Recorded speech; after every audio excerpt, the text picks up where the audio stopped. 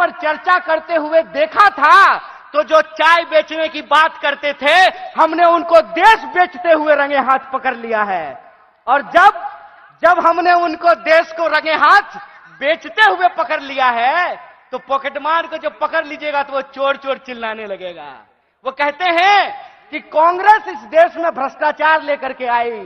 एक सवाल हम पूछना चाहते हैं, आज आप कांग्रेस के नेताओं के घर पे ईडी भेजते हैं।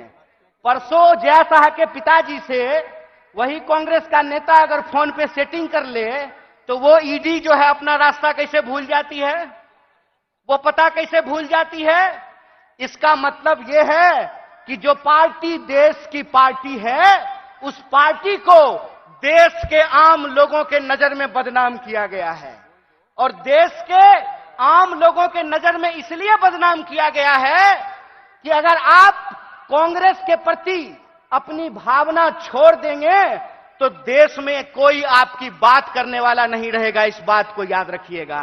इसीलिए इस मंच से मैं आप तमाम लोगों से एक बात की अपील करना चाहता हूं कि हे कांग्रेस के कार्यकर्ताओं, जब आप चाय की दुकान पर बैठते हैं, जब आप ट्रेन से यात्रा करते हैं, जब आप बसों में चलते हैं, जब आप खेतों में चर्चा करते हैं, दफ्तरों में चर्चा करते हैं, तो एक बात को याद रखिएगा, एक बात को याद रखिएगा कि सामने वाला जब आपको जलील करता है ना, तो वो आपको जलील करने से पहले अपने मां बाप को जलील कर रहा होता है, अपने पूर्वजों को जलील कर रहा होता है। क्योंकि कांग्रेस पार्टी इस देश का इतिहास है, वर्तमान है, और इस देश की आम आवाम का भविष्य है। यह बात हमको समझना पड़ेगा।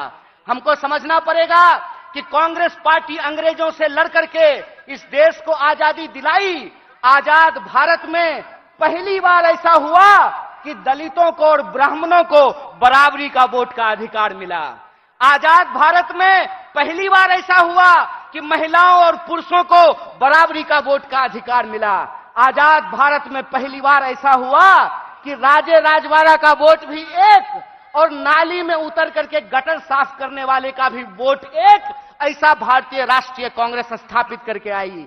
मैं कहता हूं कि जिस पंडित जवाहरलाल नेहरू को लोग आज संसद में खड़ा होकर के गालियां देते हैं, याद रखना मेरे दोस्त, अगर पंडित जवाहरलाल नेहरू नहीं होते तो झूठ ही सही तुम ये बात आज बोल नहीं पाते कि एक चाय बेचने वाला भी देश का प्रधानमंत्री बन सकता है।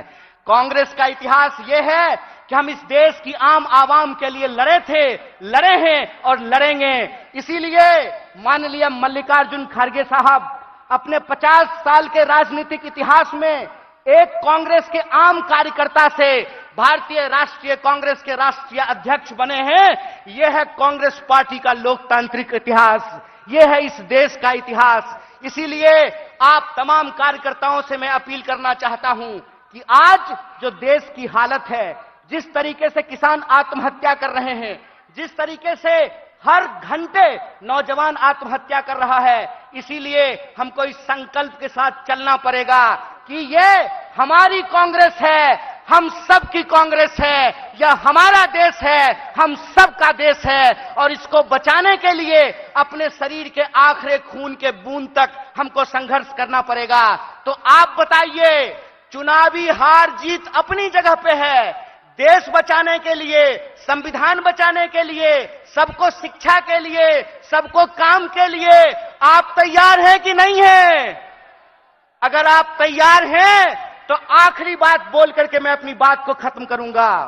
हमारी रगों में उन पूर्वजों का खून बहता है जिन्होंने इस देश को अंग्रेजों की 200 साल की गुलामी से आजादी दिलाई थी।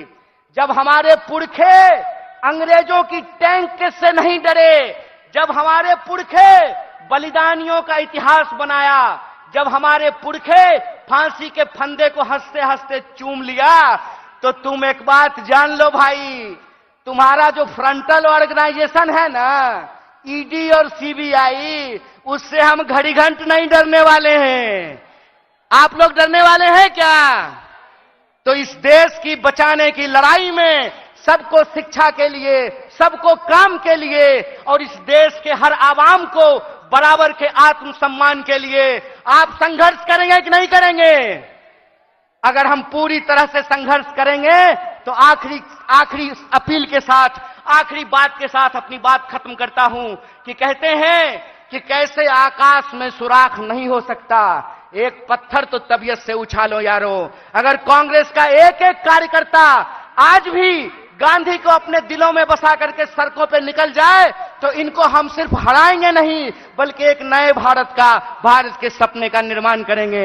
इन्हीं शब्दों के साथ एक बार पुनः अपने पूरे नेतृत्व को धन्यवाद अदा करते हुए और हमारे नेता मुकुल जी को धन्यवाद अदा करते हुए आप सबका धन्यवाद अदा करते हुए अपनी बात को खत्म करूंगा। शुक्रिया।